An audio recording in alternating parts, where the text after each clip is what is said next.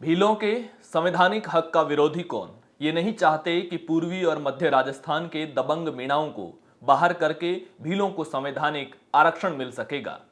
स्मरण रहे बाबा साहेब अंबेडकर ने 1950 में केवल भीलों को ही एसटी माना था, परंतु कैप्टन छुट्टन मीणा ने पंडित नेहरू के साथ सौदेबाजी करके एसटी में मीणाओं की घुसपैठ करा दी। क्या कैप्टन छुट्टन मीणा का नया अवतार है राजकुमार रोत? सोचकर बताओ। ये पोस्ट उदयपुर सांसद मन्ना लाल रावत के नाम से बताई जा रही है और इसको शेयर किया है अरविंद भील नाम के छात्र राजनीति से निकले हुए एबीवीपी के युवा नेता ने। उसने ट्वीट करते हुए लिखा कि एससी एसटी आरक्षण वर्गीकरण के समर्थन में बोलते हुए उदयपुर के सांसद मन्ना लाल रावत ने भील विरोधी राजकुमार रोत को ललकारा है और भील युवाओं को स्पष्ट कर दिया है कि एसटी के आरक्षण का वर्गीकरण भील समाज सहित सभी जनजाति बंधुओं के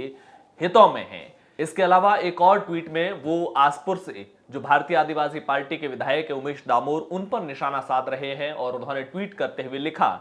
कि आसपुर एमएलए विधायक उमेश मीणा, स्पष्ट करो कि आप भील हो या डामोर हो या मीणा हो, नाम के पीछे सरनेम मीणा लगाते हो, पोस्ट में उमेश डामोर लिखते हो, विधानसभा में ईमेल आईडी उमेश भील नाम से हैं, स्पष्ट करो कि आप हैं क्या। और इसके साथ में उन्होंने फोटो अटैच किया है जिसमें एक अखबार की कटिंग है जिसमें उमेश डामोर विधायक आसपुर के नाम से हैं। मानगढ़ धाम पर भील प्रदेश सांस्कृतिक महारैली 18 जुलाई को इस नाम से किया गया है। और इसके अलावा विधानसभा की साइट पर जो नेताओं की जो ऑफिशियल ईमेल आईडी दी गई है उसमें जिक्र किया गया है कि विधानसभा की साइट पे जो नाम है वो उमेश मीणा है, लेकिन जो मेल आईडी है वो उमेश भील के नाम से है। अगर नाम को ऑफिशियल माना जाता है, मेल आईडी को, तो मेल तो आईडी तो आप किसी भी नाम से बना देते हैं, इस लिहाज से आप उमेश मीणा है न कि उमेश भील है। अब सवाल ये उठता है कि क्या बीजेपी ने इस युवा छात्र नेता को राजकुमार रोत जैसे लोगों के सामने एक वैचारिक लड़ाई के तौर पर खड़ा किया है? क्योंकि बांसवाड़ा, डूंगरपुर समेत दक्षिणी राजस्थान के तमाम इलाकों में जिस तरीके से भारतीय आदिवासी पार्टी का विस्तार हो रहा है, एक नई विचारधारा के नाम पर जो पार्टी खड़ी हो रही है, इससे बीजेपी और कांग्रेस दोनों को बड़ा डेंट लगा है। लेकिन बीजेपी ने, सुप्रीम कोर्ट ने हाल ही में जो एक आदेश दिया है जिसमें यह कहा गया है कि पहले जैसे ओबीसी के अंदर कोटे में कोटा हुआ करता था क्रीमी लेयर के बेस के आधार पर, वैसे ही अब एससी और एसटी में भी कोटे में कोटा बनाया जा सकता है। यानी कि जैसे एससी के अंदर या एसटी के अंदर 20 जातियां हैं, उदाहरण के लिए राजस्थान में एसटी में 20 जातियां हैं और उसमें से जो आरक्षण है, आरक्षण की वजह से जो ज्यादातर नौकरियां पा रहे हैं वो कोई 3-4 जातियों के लोग ही हो, बाकी की 10-15 जातियों को उसका कोई विशेष फायदा नहीं मिल रहा हो, तो ऐसी पिछड़ी हुई जातियों के लिए अब सुप्रीम कोर्ट का यह कहना है कि राज्य सरकारें अपने हिसाब से वो जो आरक्षण है राजस्थान के अंदर, जैसे एससी को 16% और एसटी को 7-8% जो आरक्षण है,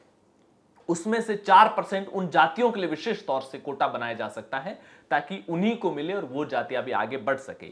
तो क्या बीजेपी जो एक आदिवासी आइडियोलॉजी के नाम पर राजकुमार रौत अपनी पॉलिटिक्स को जिस दिशा में ले जा रहे हैं और जिस तरीके से बीजेपी कांग्रेस दोनों के लिए चैलेंज खड़ा किया है, वैसे में बीजेपी अब जो मार्शल कॉम जिसके सहारे पर राजकुमार रौत पॉलिटिक्स करते हैं, इसके अलावा बाकी छोटी छोटी एसटी के एससी के भीतर की जातियों को क्या तोड़ने की कोशिश करके उसे बीजेपी के पक्ष में ला रहे हैं और इसको आधार बनाया है सुप्रीम कोर्ट के जो फैसला है उसको। और यह कहा गया है क्योंकि राजकुमार रौत और भारतीय आदिवासी पार्टी सुप्रीम कोर्ट के इस फैसले का विरोध कर रहे हैं कि कोटे में कोटा नहीं दिया जा सकता, ऐसे में बीजेपी उन छोटी छोटी पिछड़ी हुई जातियों को अपने साथ लेकर के कह सकते हैं कि राजकुमार रौत जो विरोध कर रहे हैं, अगर कोटे में कोटा नहीं दिया तो आपका आज तक विकास नहीं हुआ और आगे भी विकास नहीं होगा। इसके जरिए बीजेपी एक बड़े वोट बैंक को जो भारतीय आदिवासी पार्टी की ओर जा चुका है उसको वापस अपने पाले में लेने खड़ा होगी। और इसके लिए बीजेपी ने अरविंद भील, जो कि झालावाड़ा में जो कॉलेज है उसके छात्र संघ के अध्यक्ष रह चुके हैं, एबीवीपी से जुड़े हुए हैं, वो पिछले कई दिनों से अग्रेसिव मोड पर इस सोशल मीडिया के नैरेटिव बिल्डिंग कैंपेन जो है उसको लीड किए हुए हैं। लगातार आदिवासी पार्टी के राजकुमार रौत को निशाना साधा जा रहा है। राजकुमार रौत के जो दूसरे आसपुर से लेकर के तमाम दूसरे एमएलएज हैं, उन एमएलएज की तमाम सोशल मीडिया पोस्टों का हवाला देते हुए छोटी छोटी चीजें निकाल करके पब्लिक के बीच में लाने की कोशिश की जा रही है, एक सोशल मीडिया नैरेटिव, ताकि समाज के स्तर पर उस मुद्दे पर चर्चा शुरू हो सके। ये कोशिश की जा रही है। तो फिर सवाल यही आखिरकार कि क्या बीजेपी अरविंद भील नाम के इस युवा लड़के को, एक नए और फ्रेश चेहरे को, जिस पर किसी भी प्रकार से पहले कोई सवालिया निशान नहीं हो, कोई बहुत बड़ी पॉलिटिकल राइवलरी नहीं हो, पार्टी के भीतर जिसका कोई विरोध ना हो, ऐसे युवा चेहरों को आगे करके राजकुमार रौत और उनकी जो युवा विधायकों की फौज है उसको कंट्रोल करना चाहती है।